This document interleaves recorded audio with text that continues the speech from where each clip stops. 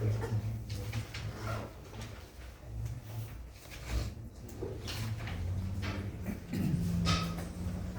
today we are going to talk about hemorrhage in early pregnancy, definitely about miscarriages.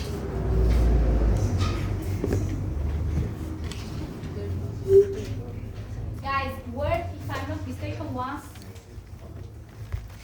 some of the groups asked me, doctor, word abortion and a miscarriage. When we can use the word abortion and when we can use the word miscarriage. Word abortion is a general word that you can always use for the termination of the pregnancy until, did you remember, gestational weeks are very different. You can tell up to 22 weeks of gestation, up to 24, or in some books it is written 28 weeks of gestation. Right? So, this is known as an abortion if the pregnancy is terminated before these weeks of gestation. Miscarriage word we are using on the case if it happens spontaneously. Okay, on the case if it is induced kind of abortion, we are never using word miscarriage. Questions here? No. Another very necessary thing you should remember that WHO is suggested do not use the gestational weeks, but instead of that, let's use the weight of the fetus. Why is it necessary? Weight comparing with the gestational week. Because sometimes we are having intrauterine growth retardation. And sometimes diagnosis of the intrauterine growth retardation we are keeping when there is at least 2-week difference. If there is day differences, for example, regarding to LMP or regarding to the last ultrasonography we did, now by calculation of the days, it seems us that there is a difference. It should be, I don't know, 22 weeks of gestation plus 5 days. It is 22 weeks of gestation plus 3 days. So there is 2-day difference. Or I don't know, 5-day difference. We are noticing this. After that, we have to do the follow-upping. But never we are taking the diagnosis as an intrauterine growth retardation. That's why, other than the gestational weeks, it's very necessary to know the weight of the fetus. Because usually after 50 grams, the fetus goes to be a possibility to stay alive, because still it is doubtable, but it is possible to save a life, because less than 500 grams, it is abortion, so it's impossible to save a life, so we are not even trying. Questions answered? And this is what I taught, so miscarriage word, it is about spontaneous. And I want you to remember that, guys, usually majority of miscarriages are happening in the first trimester, I mean up to the 12th week of the gestation. More commonly, it is less than 8 weeks of gestation. So these are most unsafe times. So usually when women are passing this barrier of 12 weeks, we are telling now we are more safe. Imagine women with recurrent miscarriages. She came to you, you are already starting some kind of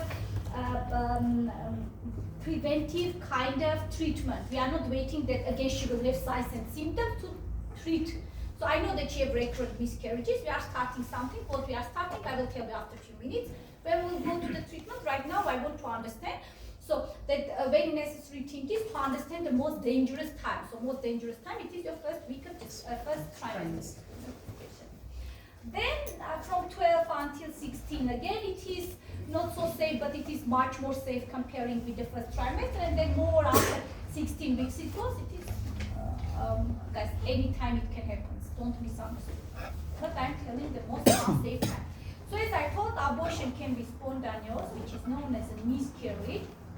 And it can be induced, known as an induced one. So induced itself can be legal and illegal. I don't think so that now there is this illegal. This, for example, in Armenia, I can prove that it is approximately 0.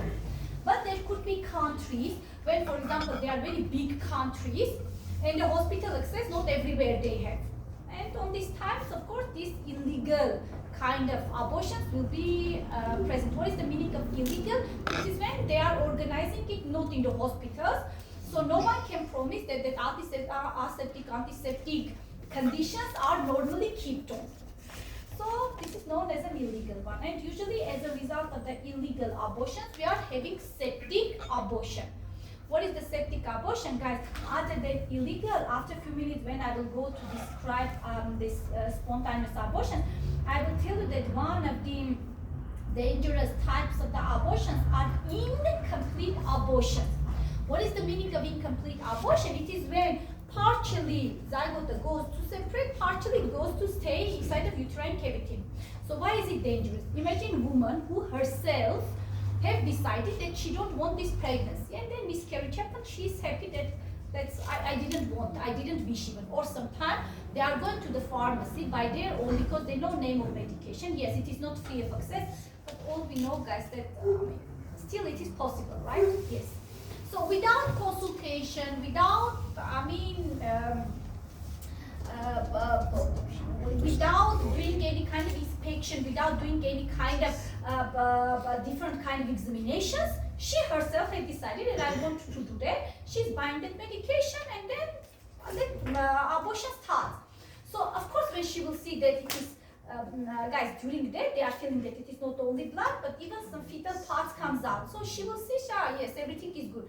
What is the problem here? Problem here is that if little parts of the fetus will remain inside, later this incomplete one can bring to the septic abortion. This is the most common, either illegal one, either your incomplete one, are most common causes of septic abortion. Of course, septic abortion can happen anytime. It's not like that these are the only causes, but usually it happens like this. Questions until here? No. So now let's go to your spontaneous abortions, miscarriages, and they are subdivided into sporadic one, isolated one, and recurrent. Recurrent miscarriages we are calling 3 and more. Consecutive, am I pronouncing correct? Consecutive miscarriages.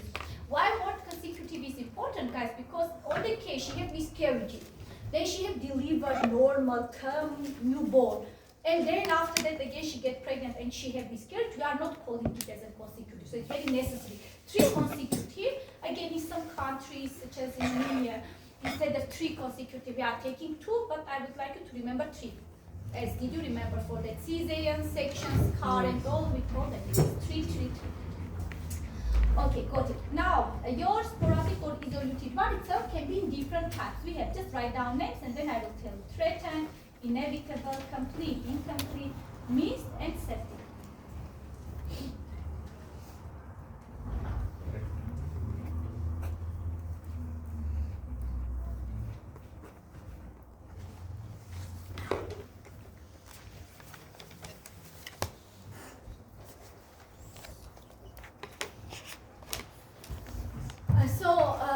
First of all, let's start from your threatened and inevitable one. Guys, threatened is...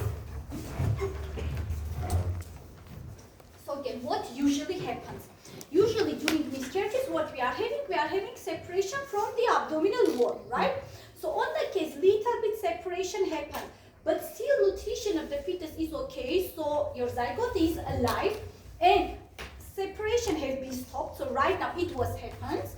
Then the hemostasis happens, so everything right now is okay. And this is we are calling as a threatened. Means it is possible to save. Yes, after a few hours, after a few days, it can restart and it can become already impossible to save. But right now I'm looking, I see there is cardiac activity.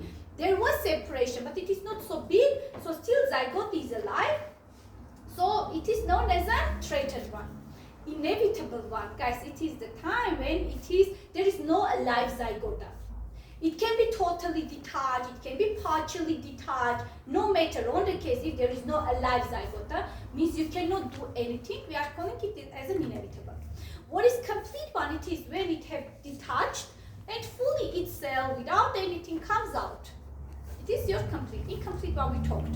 It is separation, but guys, see, what is the difference between your incomplete and your inevitable one? Inevitable one can be different types, right? Even complete one can be the result of inevitable one. But incomplete one, it's not about incomplete separation. It's about incompletely it comes out and the rest have been stay inside of the uterine cavity. Okay, don't misunderstand these times.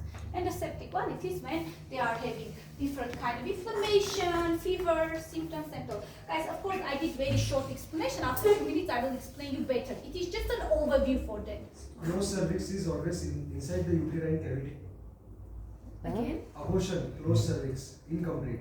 It will be always inside uterine cavity. If cervix is not open, of course it will stay inside. Cannot open. Guys, again, cervix, will it be open or no? It depends on the type of abortion. Sometimes cervix will open and then abortus will come out. Sometimes it can be cervix can incompletely. I have a picture by the way for you. Guys, just a moment. I will explain this miscarriage. I didn't explain. Then I will tell you what he asked. And the last one, it is missed miscarriage.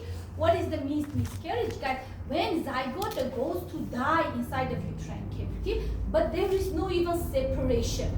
Because of some causes, I don't know, thrombosis of the blood supply of the zygote happened, or it wasn't normal zygote formation, something, some genetic problem, anything. And then intranatal death happened, but still there is no separation. And this is known as a missed miscarriage. Questions here, guys? No.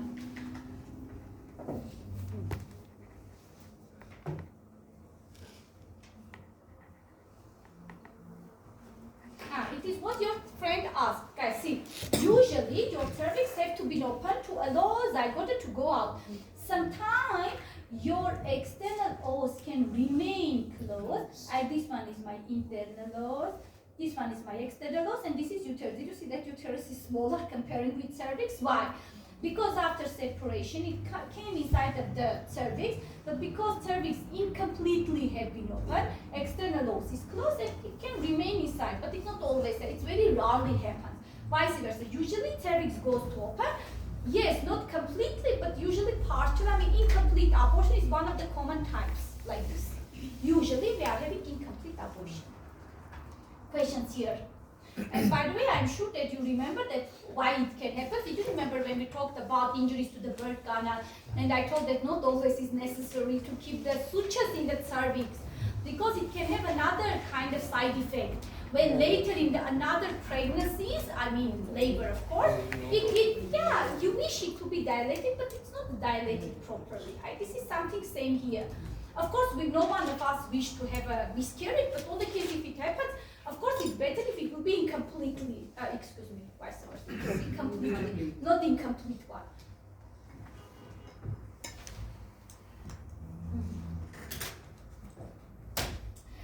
Guys, to be honestly, you can come back to this diagram at the end, but I love usually to teach it in the beginning, because later one by one I will explain different types. But it's better to compare them together, because if you are learning them separately, then memorizing which similar and which different things do they have, you will always mix all together, okay? So let's do together. So first one, it is your threaten. As I told, vaginal bleeding can be there because separation starts. It's not written here, but sometimes we can have even non-vaginal bleeding. So it depends. When she came to you, it was partial separation, but still your zygote is alive. Because it is alive means we don't have continuous separation right now, right? Means it closed. On the case she will come you to very soon, that separated blood should come out. So she will attend with already vaginal bleeding. Sometimes she can come little later when the vaginal bleeding can be stopped. So we can have or we cannot have vaginal bleeding. Okay, no, there's nothing to tell, guys. It is miscarriage, uterine contraction, cervical dilatation. Of course there will be, right? So no question. Next very necessary thing is it is size of the uterus, guys. On the case, if it is threatened abortion, means your zygote is alive. Of course, your uterine size will be correspondent to your gestational week. Maybe little because, nutrition little bit have been changed, little bit different, but again, it is not intrauterine growth reduction, serious, or it is not a serious changes. For example, if we have miscarriage, I will change so you will not look. Let's imagine case of miscarriage. What are you thinking? Will it be correspondent to the gestational week size of uterus? Of course not, because someday, I don't know, it can be 3 weeks back, 2 weeks back, zygote have been stopped to growth, But because she don't have no pain, no vaginal bleeding, because there is no separation, she didn't understood. She's thinking that she's still pregnant. Then in the next consultation, she will attend to you, and then you will do that palpitation. You will see just a moment, but the size is lesser than it should be. Guys, of course, here very necessary thing practically. See how we can get the sizes of uterus. There are two ways. Who can help me? How we can get the sizes of uterus? No, I mean which kind of examination I should do? Abdominal palpitation when we are searching fundus of uterus. And regarding to that, you remember the gestation. But because the 12 weeks of gestation, it is located at the level of pubic symphysis, and I told you that usually miscarriages happens below to the 12 weeks of gestation. By the way, guys, I forgot to tell that until 12 weeks of gestation, we call them early miscarriages. From 12 to 24, 28, 22, depends on the literature. It is known as late miscarriages. This is also remember. So early miscarriages are more common comparing with late miscarriages. Because it's getting away from symphysis? What? Why it happens usually in first trimester. If you will wait, when I will tell you causes, you will see why. 12 weeks. So, because usually it's below to the pubic symphysis, means doing abdominal palpitation, I will not see. Guys, another way of the identification of the uterine sizes is Ultrasound. no, I'm not talking about ultrasound. Physiological, physical examination. Yeah. No. After which gestational week we are doing Leopold maneuver? 28 48 weeks. Forgot. Leopold maneuver is not about miscarriages. Guys, how else I can feel the sizes of uterus? Either abdominal palpitation or Transvaginal. Bimanual. manual examination. But guys, no matter that it is written, remember we are skipping NVG vaginal and bimanual because theoretically, why is it written theoretically? Because during years, many years before when ultrasonography wasn't developed so good, of course it was only possible way to understand. That cervix is dilated. We have to do the digital examination. How much is the sizes of uterus? Again, we need to do this bimanual. Nowadays, it is not so serious. No one is doing, but theoretically, remember, please. Okay.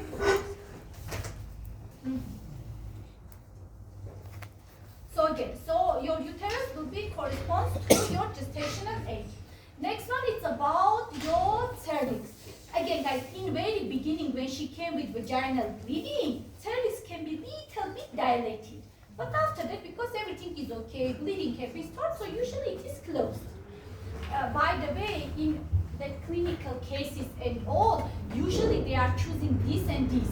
That's why better to remember that it is corresponds to the time, it is closed, okay? A fetus is alive, and there is hematoma, of course, because it was separation. So I need time until this hematoma will be absorbed. Is there anything that you didn't agree or you didn't understood why? Guys, again, it's impossible to remember by heart. You should understand it because there are many variants. You will never remember this. You will always mix together. Go Taman questions here. No. Next one, it is your inevitable one. I hear, guys, of course I will have vaginal bleeding. Because it is too much separation, it is continuous. If during your threatened one, it wasn't continuous one, now it is continuous kind of separation, right? That it's impossible to save something. Of course they will come. Now if I have continuous one, always my cervix will be open. There is no doubts here. By the way, again, here it was written that vaginal bleeding is present, but usually better to remember that there is no vaginal bleeding and the cervix is closed. Here we have vaginal bleeding, and of course cervix is open. Now again, of course, it will be usually small, but it depends when she came to you. She can just feel that bleeding and she can quickly tend to you. So there will be no time for having smaller uterus than the gestational age. But on the case, it will be scanty bleeding and she will not understand that it is serious. She will think, oh, okay, it's okay. So she will not care about it. She will come after 2 weeks to you. Of course, it will not be correspondent. So can be, cannot be, depends when she will come to you. So that the cervix is open. We thought now again, of course it is dead, guys, because I told word inevitable. It already goes to talk about that. We have fetus, yes, we have alive. We have alive fetus, no, we don't have. And retroplacental hematoma will be there because it is again about separation, right? So we have separation. Next one, your incomplete abortion. Again, it is incompletely separated. If you remember during third stage of the labor when we talked together, I always told you guys, remember, postpartum hemorrhage, one of the common causes of postpartum hemorrhage is, it is when you are having partial separation and some fetal or placental tissues goes to remain inside. Now something is remained inside. Of course it will be vaginal bleeding. If I have continuous vaginal bleeding, of course I need to have open cervix. Again, see it's here that it is similar, guys, but again it depends when she will come to you. On the case she will come very late, of course it will not be similar. But on the case she will come, I mean she has felt that vaginal bleeding and she just came to you. Of course it will be same size. And of course we don't have any fetus over there, and some products of conception partially will remain inside. Next one, it is complete one. See guys, now think about vaginal bleeding. Again, it very depends. If it is completely have been separated, now uterus can normally contract and the bleeding can be stopped. But again, it needs a time. It will not happen just during seconds, right? Again, if she came too soon to you, still little bit vaginal bleeding could be there. But if it takes a time until she reached to you, of course there will be no vaginal bleeding because now it is fully separated and there is no more. Guys, by the way, in clinical cases, pay attention that usually, for example, for complete one, usually they love to use that there is no vaginal bleeding. During incomplete one, of course, they will tell that there is vaginal bleeding. Okay, so incomplete usually, during complete one, they are usually telling that it is absent. But still vaginal bleeding can be there, guys. So now of course it is smaller. I have no doubt that it is smaller. Why?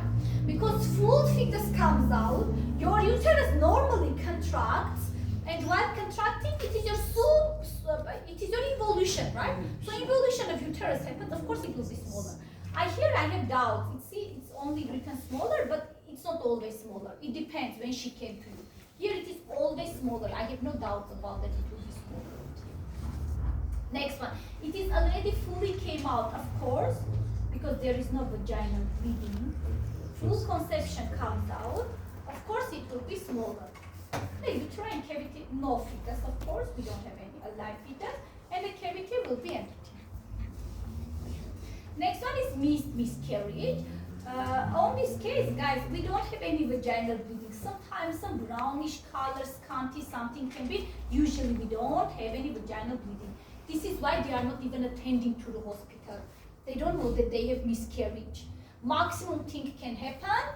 They can feel that before she have that vomiting, nausea, morning sickness, that signs of the pregnancy for the woman, because pregnant woman, guys, they don't know that heart sound or I don't know, palpitation. It is, we are doing that, right? They are not doing. So for them, signs of the pregnancy are that nausea, vomiting, I don't know. So she will feel that they, went out.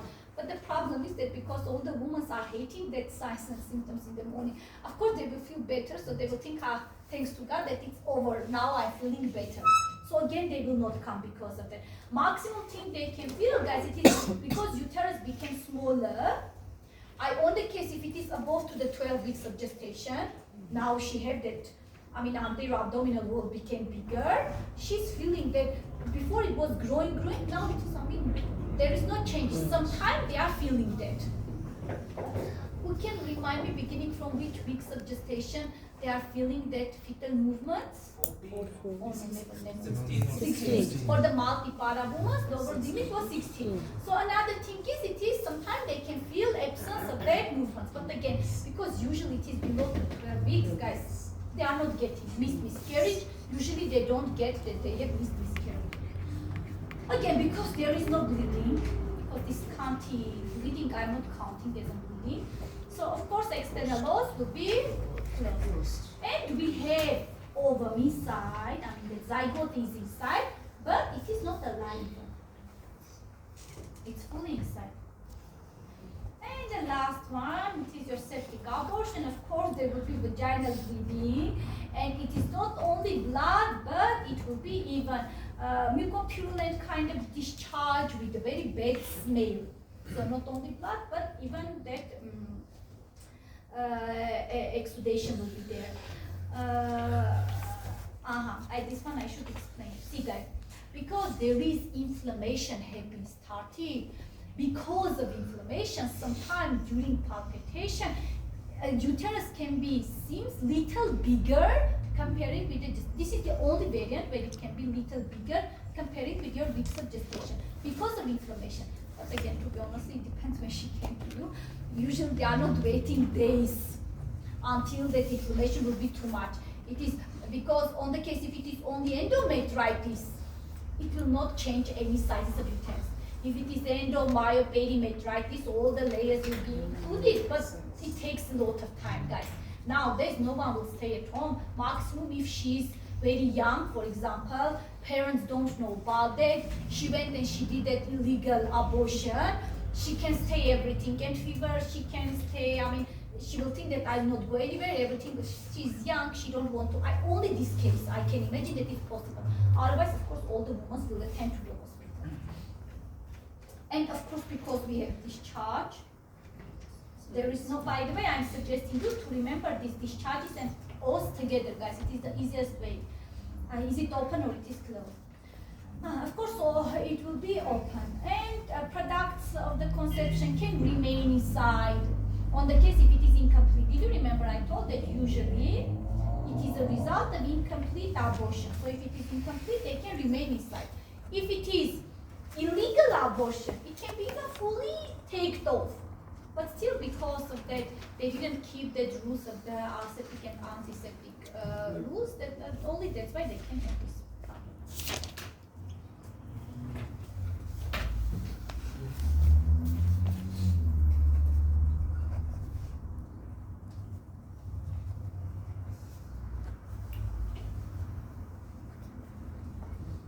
Another one that wasn't written, guys, it is not viable pregnancy or known as a blighted ovum. What is it? Sometime after fertilization, we are not having, did you remember we have trophoblast, we have embryoblast, from where the placenta chorionic villi will develop, and from another side your embryo will develop. Sometimes we are having only these membrane formations, but it is empty. Okay? Yeah, there is no zygote inside. It is just the membranes will develop, but inside it will be empty. It is known as a blighted ovum or non-viable pregnancy.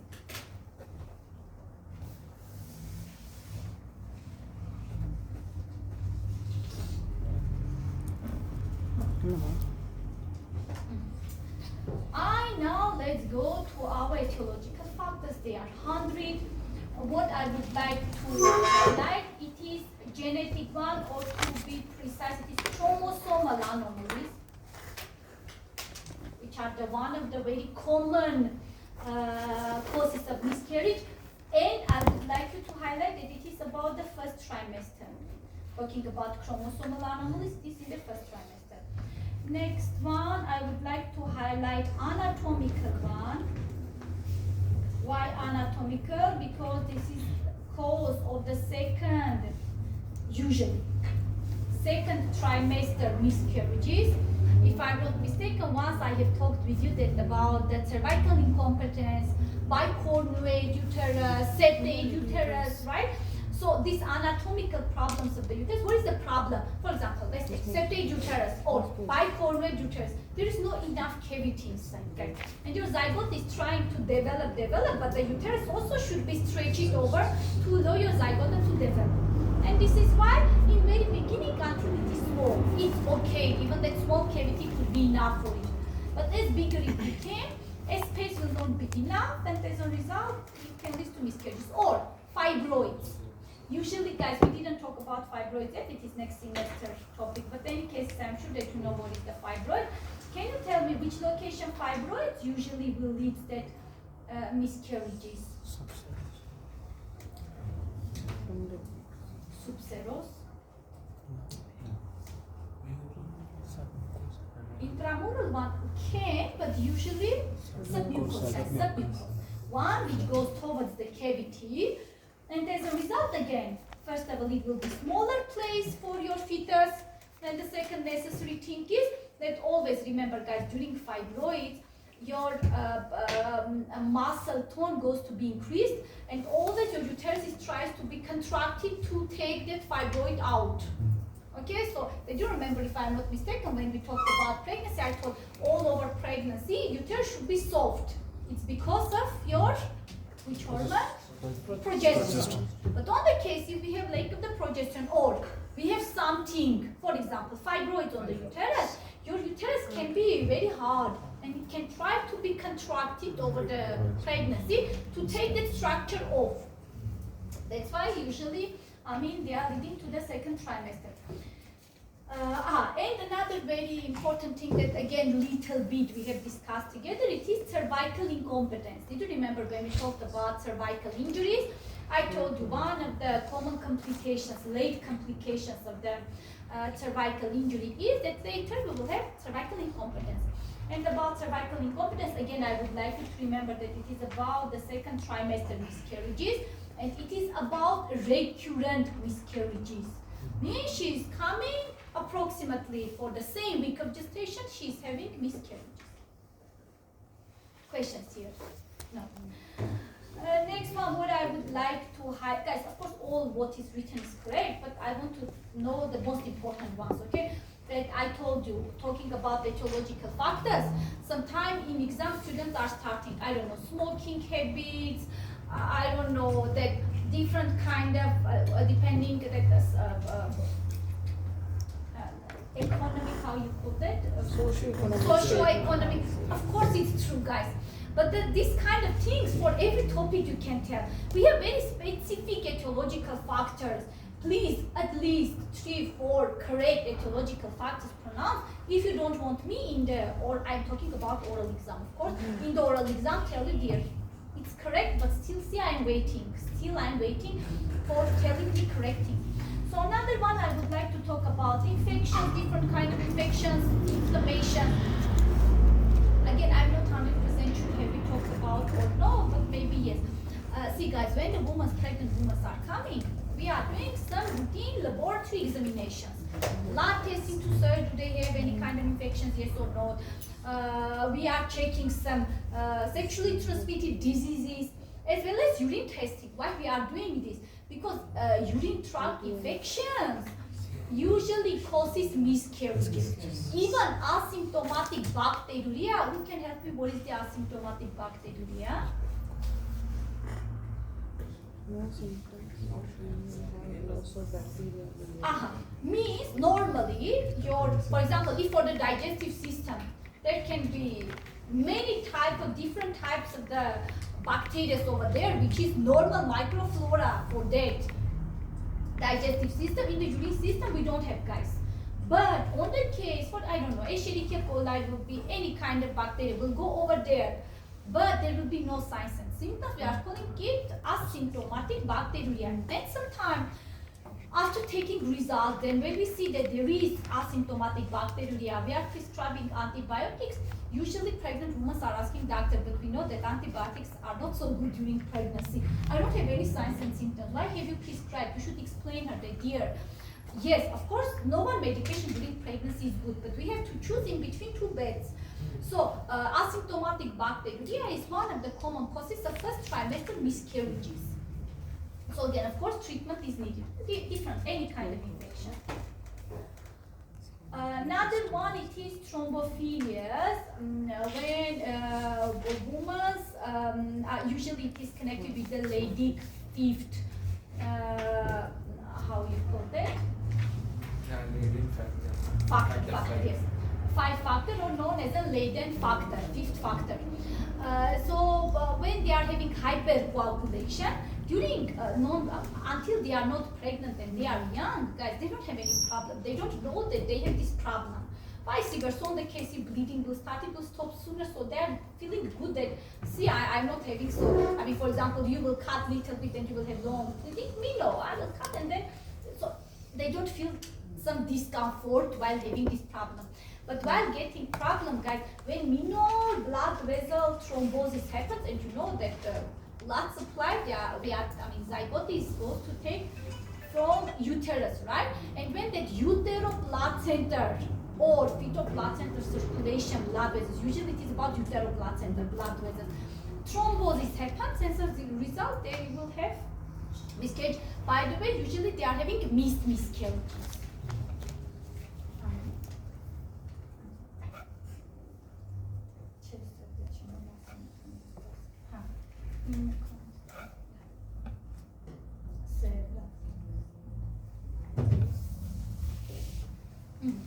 Another one. No, before that, okay, I will tell you. Guys, I want you to understand that as infertilities, as well as miscarriages, unfortunately, we have very huge group known as an unexplained. When it is not like this that we are not doing good observation at all, we are doing everything. But still, they are group of the causes we can identify. So, and another one, I want to talk about endocrine and the metabolic one. For example, diabetes mellitus, for example, thyroid dysfunction, for example, hyperthyroidism can have a toxic result on fetus. Hypothyroidism, vice versa, nutrition of fetus will be affected. Uncontrolled diabetes mellitus, so different kind of endocrine problems can cause that miscarriages. Now I'm going to talk about the most important group. It is genetic fibers, and as I told in the genetic factors, one of the huge group, it is your chromosomal anomalies, and as I told you earlier, it is mostly about first trimester miscarriage. Now listen attentively if you don't want to do mistakes, guys. On the case, if we are talking about chromosomal anomalies, first one, we have to highlight aneuploidity. Because aneuploidity, it is one of the hugest group of the causes for miscarriages. This is first. On the case again, you will have some kind of MCQ where it will be different kind of choices. I'm not talking, guys, for example, along with anatomical or something. It will be different kind of chromosomal anomalies. Choose aneuploidity. On the case aneuploidity will not be there, choose trisomia. But trisomia, it is group. We have different kind of trisomias, right? It is not one, not two, many of them. So on the case, there will be not trisomia written, or there will be written trisomia, but will be written single alone cause. I will explain you. Choose monosomia X. I will tell you. See, we have different kind of monosomias, right? Even we have different kind of trisomias. So if it is written single alone cause, single alone, this is you have to choose monosomia X because it is definite thing. On the case it will not be written, it will be written just the causes.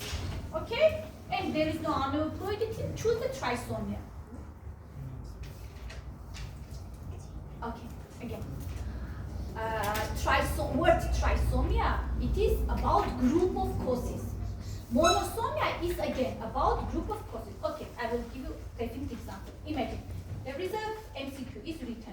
Choose the most common cause, chromosomal cause of the first trimester abortion. And in options you have monosomia X and trisomia 16. You can tell the doctor, you just told us that trisomia is more common than monosomia. Am I right? So I will choose trisomia 16 because you just told that trisomia. But trisomia as a group is more. But on the case I am choosing, for example, trisomia 16, it is specific type of cause. Okay? Along with trisomia trisomias inside of trisomies. Yes, it is commonest one. But if in generally I'm looking, your monosomia X is more common than trisomia 16. I wrote this sentence. By the way, guys, I have edited it last year. I'm not sure which PPT you have. Please remind me to resend you, because all the students are doing mistake in this PPT. See what is written in your data. It is written autosomal trisomia is the commonest cytological anomaly. After that, it is written monosomia X is a single most common chromosomal anomaly. And they are all the students asking, doctor, now we didn't answer. Now this one is common one or this one. If it is in general written word trisomia, of course trisomia is more common. But if it is written trisomia 16 or any other trisomia, choose monosomia X6. But on the case if it will be written most common trisomia, see it is highlighted. Now it is searching within trisomias. Choose trisomia 16.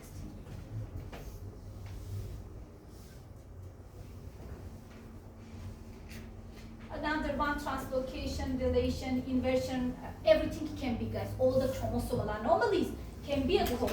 But I want you to remember that the most common one, this four you should remember very well. Because usually in MCQs they are asking those. Ma'am, what is ring formation?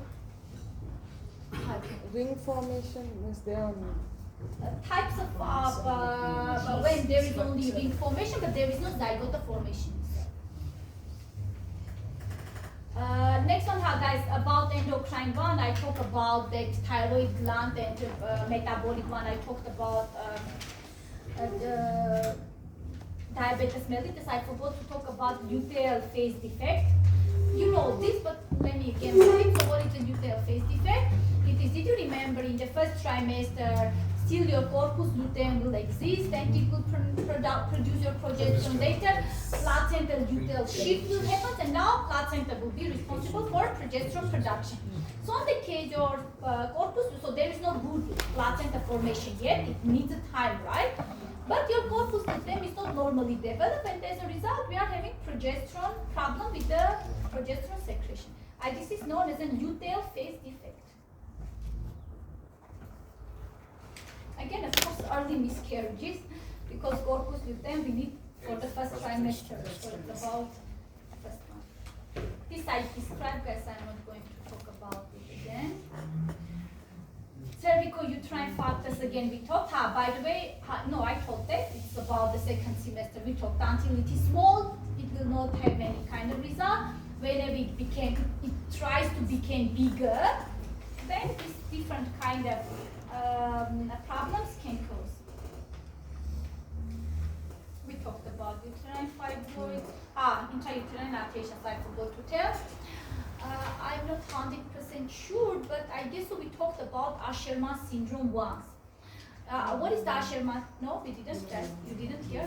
So see, what is the Asherman syndrome? Usually it happens after curettage. When we are doing curettage, we are going to damage your endometrium of the uterus. After that, lot of adhesions inside the uterine cavity goes to happen. To be honest, the Asherman syndrome, it is known as an Asherman syndrome. Usually will cause infertility. But if no infertility, means little space is there, anyhow that implantation will happen. After that, what will happen? Miscarriage. Okay? So, Asherman syndrome. Synechias. Usually it is after dilatation and curettage. Infections, different kind of rubella, cytomegalovirus, all can cause. You can remember just a few of them, but I'm not making you to remember every of them. And this environment factors, different kind of drugs, I don't know. IUCD that which have to cause no fertility, but sometimes you know IUCD plus pregnancy happens, right? So the things we talked, guys, I'm not going to talk again about that. Now let's talk directly about miscarriage, mechanism of miscarriage, which different types we have. So in the first one, as we call it cervical kind of miscarriage. It is when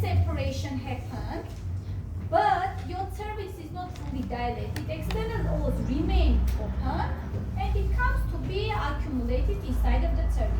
By the way, before 8 weeks of gestation, guys, usually zygote and the chorionic villi separation happens simultaneously. It is, did you remember during labor, we have 3 stages: cervical dilatation, expulsion of the fetus, and placenta. Here we don't have steps. All these things happen simultaneously. Cervix will be dilated, and along with it, this zygote will be chorionic, because even we don't have placenta to be separated, it's separately. All together comes out. This is before your 8 weeks of, from 8 to 14 weeks, guys. Again, it usually happens simultaneously. I mean, but little bit, I mean, it can be like the zygote comes, then placenta comes after that. But again, it's approximately simultaneously. But after that, we are calling it as a mini labor. I mean, after 14 weeks of gestation, we are calling it mini labor. Why? Because here you can subdivide steps. Of course, duration, pain is not never similar, but in any cases, you can directly separate cervical dilatation stage. After that, your zygote will be separated, and only after that, placenta. So here we have these steps. So first fetus will be first, then it will be followed by the expulsion of the placenta. I'm not going to explain what is the threatened abortion, guys, because I did it. Okay, here it is, just goes to explain. See, it is your threatened one. It is because separation is more here, it is inevitable one, and this is incomplete because zygote turns out that something still remains inside of the uterine cavity.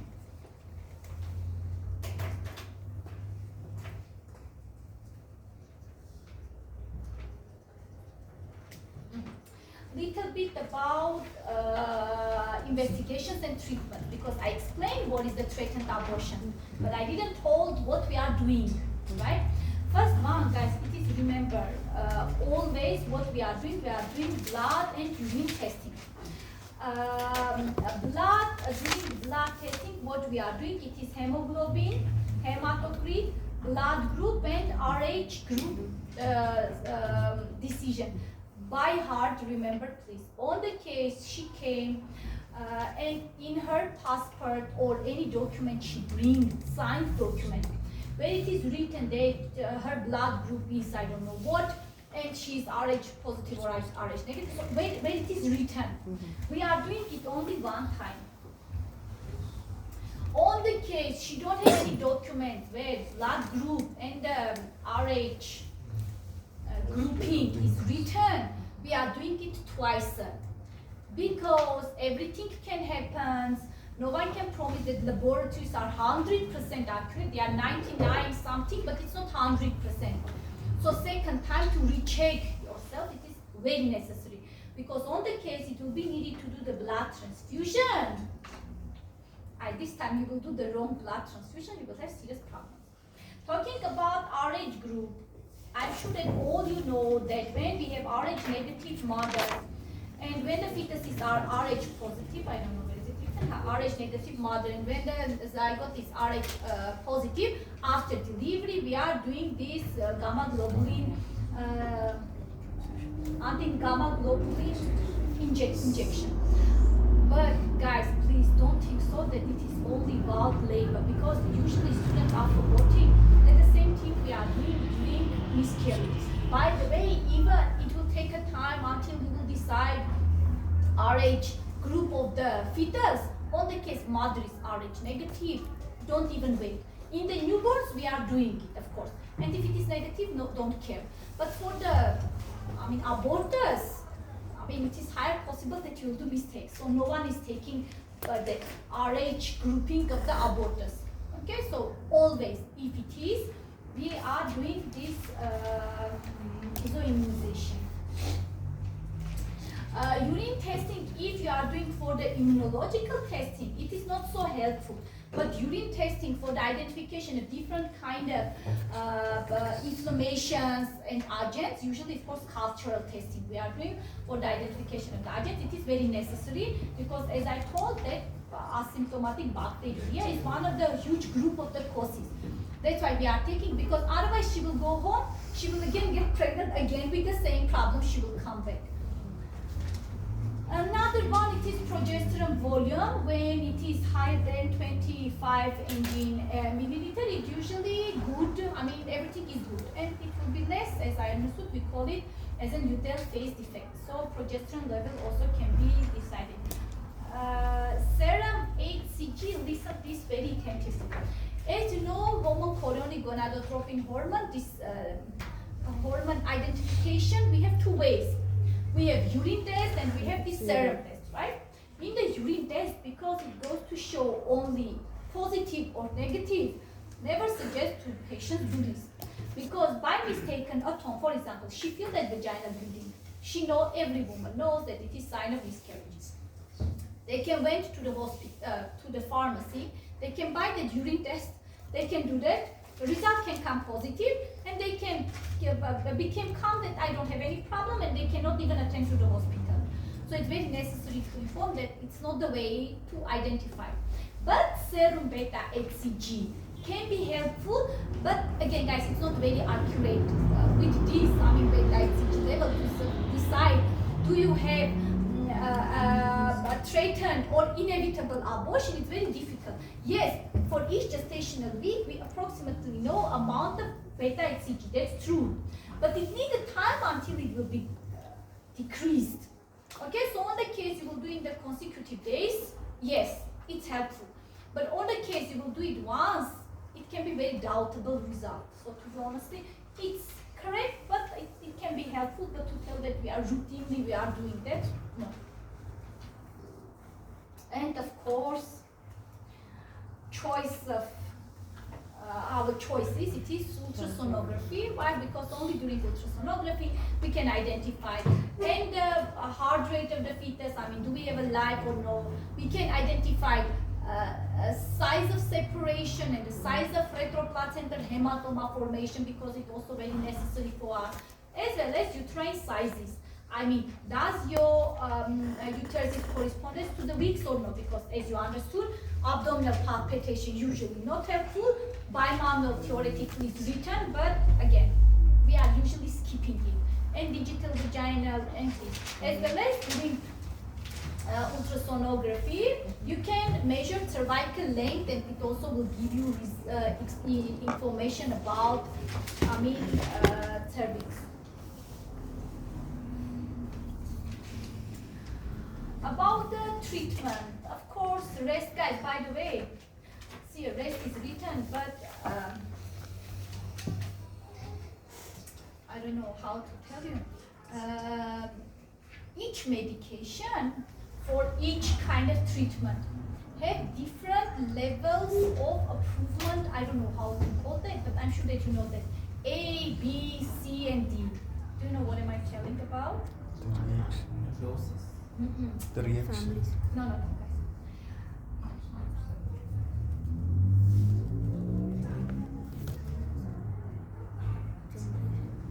For example, in India, you have, I don't know that word, but you will help me. You have kind of, let's call it medication, but it's not Ayurveda, that, how you call that? Medicine, okay, let's call it medicine. Ayurveda medicine. They are not approved medications, guys. It is, I mean, those who are prescribing can tell that I have good evidence that, I mean, it helps hundreds of people. But documentally, it is not approved. Because for each medication, if, for example, now I have a lot of money and I want to do the manufacturing of some medication, new medication. Other than taking, that ministry will allow me, I need a lot of time, it's years. It's not about months, days, weeks, it is years I need until my medication will pass different kind of trials. And during the trials, we are taking a lot of people, and as a result, I will approve that my medication will help in these cases, in this, maybe yes, maybe not. And here are the side effects. It is very important. And same medication, for some cases it can help, some cases cannot help, right? So it is that, again, I don't know how to call each medication. If you will open, it is written for that approval. It is A-level approval. Means this medication, it is approximately 100% of cases will have for these diseases especially. B-level, it is Yes, will help, but not for everyone will help. C and D, guys, it is approximately nothing. Okay? So this rest, of course, it is not medication, but any cases, it is, not approved. Always we are telling to the patients to get rest, but to tell that the rest is helpful. So it is approved that the rest is helping for the women with miscarriages. It is not approved information. That's why, for example, if you will go to the WHO suggestions and all, they are not suggesting this rest. It's not like that they are telling don't take rest, vice versa, work every day and all, but you got what is my meaning. Why am I talking about that? Because I'm not sure that I will have a time today to talk about the preterm labor. Later when you will go to read the preterm labor, guys, for example, same progesterone. Here I will tell you, plus in the preterm labor it's written that it is medication of the choice during miscarriages and preterm labor. Again, it is level C approval. Of course we are prescribing it, because to be honest, we have nothing to do here, okay? But the level of improvement is very low. Drugs, or because we told that we have a pain, diazepam can be prescribed twice a daily, and as I told, progesterone, but again, guys, on the case later, I want in future on the case you will listen, I don't want you to think that we have to teach you something wrong. Everyone knows that progesterone don't have good base of evidence, but this is what we can prescribe.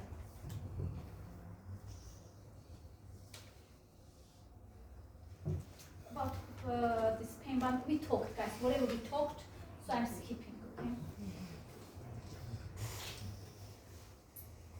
And on the case, if there is excessive bleeding and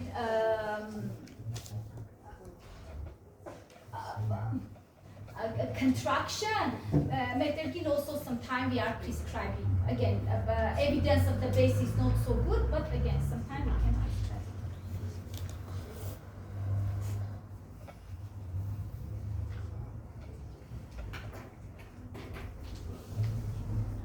Now, guys, it is about active treatment on the case if we have partial separation.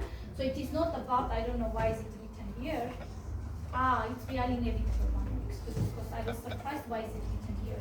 So now talking about inevitable one, what we understood about inevitable one, that right now it's impossible to save your zygote. So what you should do, you should skip incomplete abortion. This is the most important thing, because on the case you will have incomplete abortion, then you will have septic abortion, okay? So what we are doing, we have two ways. If it is before 12 weeks of the gestation, usually we are doing dilatation and curettage, or sucking evacuation also can be used after that. Or we can give oxytocin for the uterine contractions and the cervical dilatation. It is usually oxytocin we are giving after 12 weeks of gestation, because if you will go to read about the dilatation and curettage, guys, usually it is not allowed to do in the late time of pregnancy. By the way, same it's about medical abortion. Medical abortion in different sources little differently written. Usually it is 11th week of gestation. Somewhere it is written 10, somewhere 12. Usually it is below to the 10th week of gestation. Later medical abortion is not suggested. And on the case after oxytocin, it will not be fully separated, partially will be separated. We are using ovum forceps. By the ovum forceps, we are going inside the uterine cavity, and the rest one, I like this with rotating movement, we are removing it. But usually it goes fully out. About complete abortion, we just talked about anti-gamma globulin, so I don't want to talk it again. Let me go to your cervical incompetence. Talking about cervical incompetence, as I told you, it is your anatomical, and usually it leads for the second trimester miscarriages. It can be congenital, of course, usually it is acquired. Usually it happens after dilatation and curettage, after different kind of operations, for example, instrumental delivery, forceps delivery. During forceps delivery, usually we are going to damage cervix of the uterus, or any kind of amputation of cervix, anything regarding to cervix, injuries of the cervix, something with the cervix. It is mid-trimester, or known as the second trimester. Guys, very important word is word painless. It's very necessary, because what is the cervical dilatation? Will it be during abortions? Will it be during labor? You know that first stage of labor is one of the long times and very painful period, right? Why is it painful? Because you need to dilate your cervix. Unfortunately, during this cervical incompetence, it is painless. Why? Unfortunately, because on the case it will be painful, they will come earlier. They are not attending early. They are attending when cervix is already fully dilated and it's already impossible to do something. So what we are doing during this cervical incompetence? We are doing cervical circliage, but we are not doing cervical circliage where the cervical dilatation have been started. We are doing it, imagine, woman came to me with already history of mid-trimester abortion. And on the case that it have been diagnosed as a cervical incompetence during next pregnancy, when it didn't happen yet, we are doing cervical circliage. How we are doing, I will explain, because it is included in your practical skill exam. That's why I don't want right now to explain, okay? Together we will do, you will see all the things. That's why just remember. And on the case, if your 6 to 8 number Hagar dilators will pass through to the cervix, of course I'm not talking about pregnant woman. Again guys, woman came to me, non-pregnant. She is telling the doctor, I am having recurrent miscarriages. If you are asking type of the miscarriages, you see that it is second trimester. She's telling that it is painless one. Then she's telling that before that I have that instrumental delivery, or I don't know, some problems with the cervix in my first delivery and all. You understood that it is high possible that she has cervical incompetence. What we are doing by the Hagar dilators, on the case, guys, always, even small size Hagar dilators, when without anesthesia you are trying to pass through to the cervix, I can tell that they are feeling pain, but they are feeling very discomfort. So you feel how they move. When you are asking, she, yes, of course, doctor, I feel that. But on the case, this is a woman with cervical incompetence, up to 8 number, of course, bigger it will become, she will feel. Small number Hagars you are passing, you see that you will not feel, when we are passing Hagar dilators, we are feeling two resistance. First is external os, I pass, then I'm going again in the internal os, I will feel, then no resistance. And again, next number. But while doing it for the women with cervical incompetence, usually, they are not feeling at these small numbers. Next important thing about cervical incompetence, it is funnel shape shadow when we are doing hysterocervicography. Let's see what is it. Imagine we are giving the contrast fluid inside of the cervix and uterine cavity. And after that, by ultrasonography, or you can take X-ray. Of course, usually we are doing during ultrasonography. Normally, my cervix have to look like this, right? I should see like this canal looks like shape.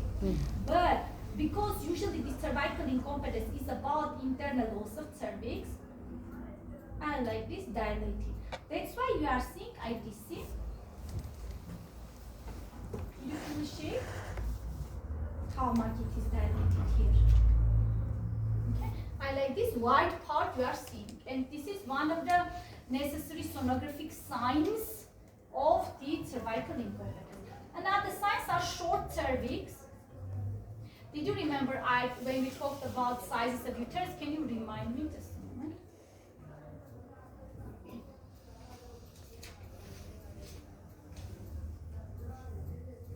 I told you that not all the sizes are necessary, but sometimes we have sizes which we are necessarily using, right? How much is the total uterine size?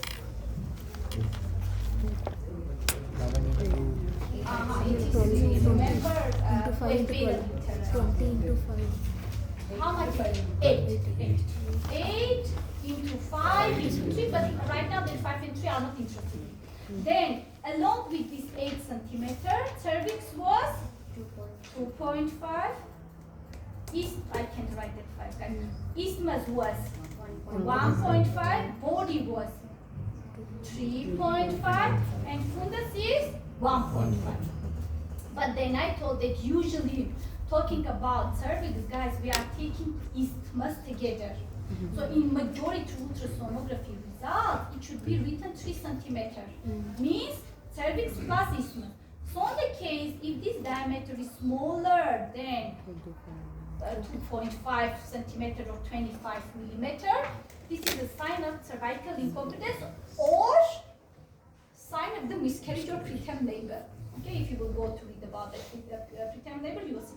Next one, it is internal os. When you have dilatation of internal os bigger than 1 centimeter, it is what I marked you, that it is dilated. And speculum examination or the digital examination will approve it. But again, as I told guys, of course, we are skipping to do that. Usually we are doing it by the ultrasonography.